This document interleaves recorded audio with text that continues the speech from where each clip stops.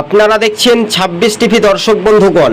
কেননা ত্রিপুরা বাংলাতে সিপিআইএমের শক্তি প্রয়োগ, বাংলা ও ত্রিপুরায় দেখা যাচ্ছে সিপিআইএমের ভোট ব্যাংক কতটা ফ্যাক্টর হবে পশ্চিমবঙ্গে ২০২৬-এ, এবং ত্রিপুরাতে বাম যুবদের আন্দোলনে ফের শাসক দলকে নিশানা।